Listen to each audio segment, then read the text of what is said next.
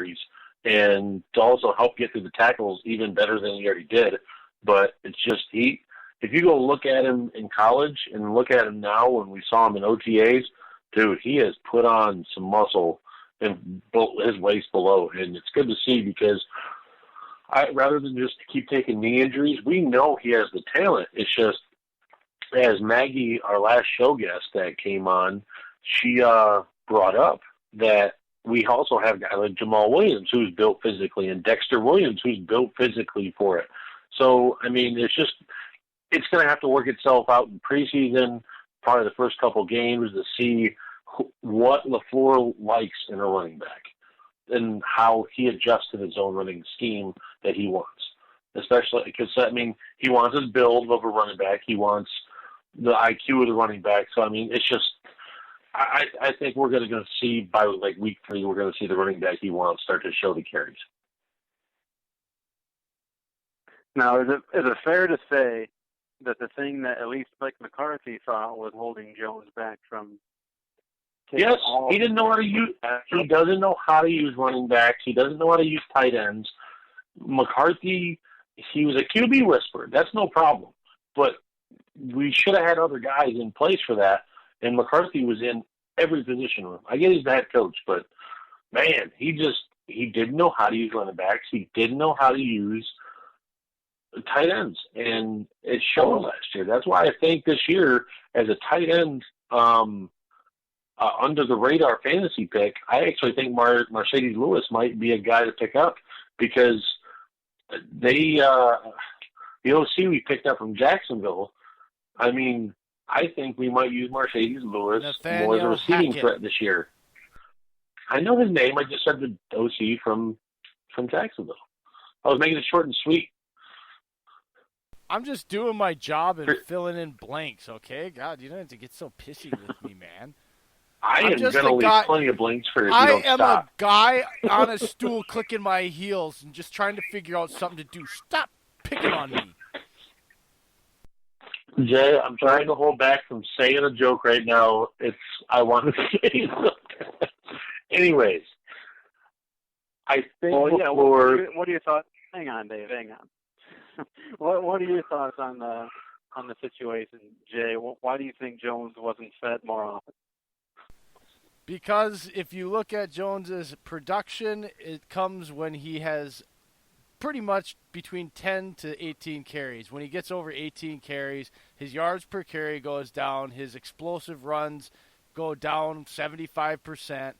I think McCarthy became very analytic, and he's not a schemer. The problem with Jones is this year, if you're running a PPR league, the why you have him ranked so low is he ain't going to be their leading rusher. It's going to be Williams and Williams pounding the rock, and his job is going to be that back on the field in all these goofy I keep trying to tell people, get your head wrapped around a new roster setup, new formations you've never seen. And people just say I just don't, they're not getting that when I try to tell them that, because there's 13 years of McCarthy they're stuck on and they can't see outside of that vision. Jones is in a PPR league, after you have explained it to me, Dillon, as a huge value. Again, I'm going to make this point and I'm going to pound the table. I don't care if Maggie or anybody else disagrees with me. There's no tape on this offense, and it's the first time a Hall of Fame caliber quarterback with all of his tools and mind and still his capability in the prime of his career has ever played. The best quarterback since John Elway, when he was broke down and couldn't hardly run anymore, it was Matt Ryan. And are you going to tell me Matt Ryan is the best example of how to run this and what the full potential of this offense is? No. So, this idea of a slow start to me and Aaron Jones not having value and this guy not having value, I think is insane, man. It's not being a homer. It's just I don't think they're going to go 16-0, Dillon, but 10-6 is just, that's the minimum for me. From there, it depends on how bad is their slump, and is it 2 or 3 games in a row, or is it just a 1 or 2 game thing through the season? There's, that's all it is to me. That's fair. I do think I don't see a slow start definitely could happen, in my opinion, just because of communication issues. Because it's well known that Aaron Rodgers didn't run a lot of the same plays that McCarthy was calling. So if you have that type of scenario where Rodgers doesn't like what LaFleur is calling, I think that presents problems. As far as the defense goes, I still have questions about the Smith brothers. Za'Darius and Preston. Is Za'Darius that good? Is Preston Smith that good? Or is Terrell Suggs that good? And is Ryan Kerrigan that good that they were able to let those guys make plays? So that's where I see the Packers perhaps having a slow start. Well, here's the problem with the whole McCarthy comparison and Rodgers changing the plays. Up until 2 years ago, Dillon, for 3 years from the championship meltdown up until the 2016 run. After that, when he came back and got hurt, the narrative changed. Before that, Dillon, do you know what every national, respected and on TV every day, 5+ days a week, what the narrative was in Green Bay? Do you remember, Dillon? I don't.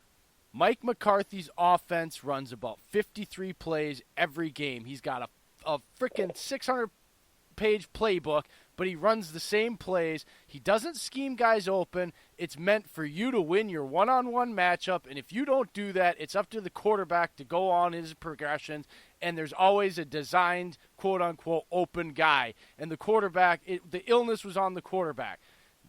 So, of course, if you're a guy that's been in this system and it's not working, and year after year it's working less and less because teams are getting more and more used to the same players and they're homegrown and guys are young, well, wouldn't you try something different? Because otherwise you're just doing the definition of insanity. Again, these narratives are stuck on 13 years of McCarthy, mainly the last 4 or 5, and it's kind of, I don't mean to be mean, but I don't know how else to describe it real quick, but just kind of lazy thought process. Like, you have to be more open-minded to the newness of everything and how much people forget. This is the exact offense that Bakhtiari, I believe it was Bakhtiari, Adams, Jones, Rodgers, the leadership council they talked about. This was the offense after they played the Rams they wanted. They wanted this offense. So I don't see these. Where are these If you ask for something, why would you not then embrace it fully until it proves the way Mike McCarthy's system proved it doesn't work? I don't understand it. You don't go into something you asked for that's new, excited, and then just throw it out the window right away. He never threw the Mike McCarthy system out of the window. When it proved it wasn't working anymore is when this whole narrative that he wasn't listening to him, and now we're stretching it beyond the limits of where it actually started. That's what's happened here. Yeah, I mean, that's a pretty fair point. At least, when Rodgers didn't like doing something, he just changed the plays, because I know when my wife has me keep doing laundry over and over again, I just do it wrong. Like, I just don't let it dry all the way, or I make it wrinkle. Whatever I got to do to get out of doing the laundry, I do it. I believe that. Anthony, I'm so sorry you have to deal with this. Listen, don't apologize there, especially not on air. Get out of here. You should not admit such things that are recorded like that, Dillon, because now your secret's out there. She can now forever use this against you. Every time something's wrong, she'll be having this on the short recording, playing it back to you. I mean, that was bad business there as a guy, dude. Shame on you.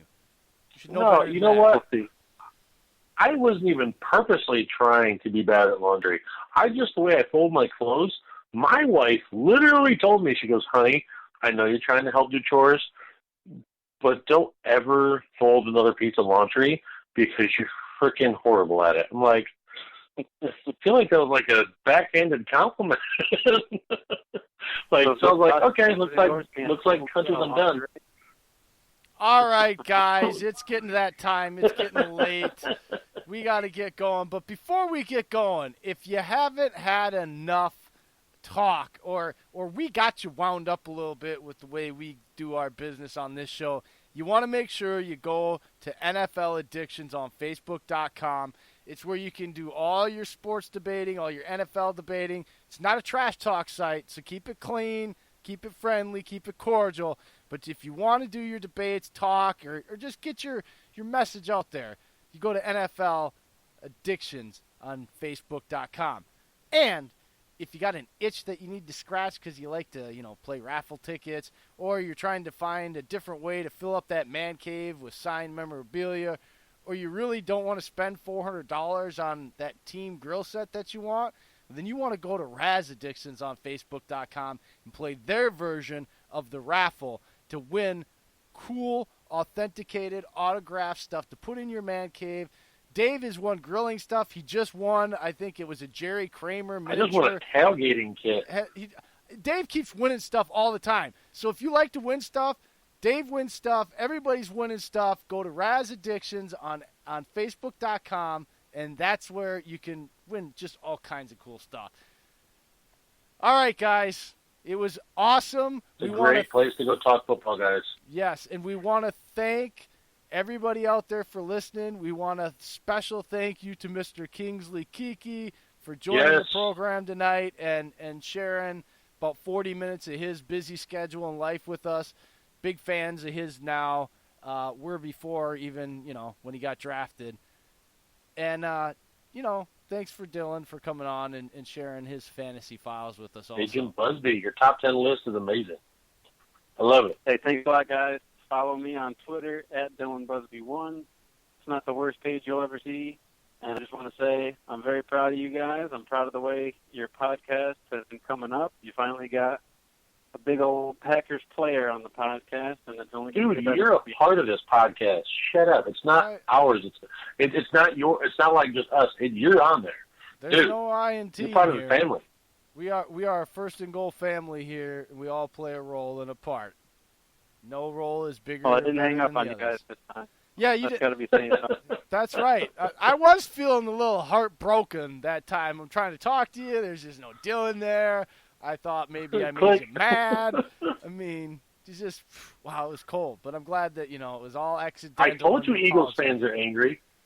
So, I was doing my best with Kingsley Keke, just keeping it short. oh, jeez. All right. How dare you?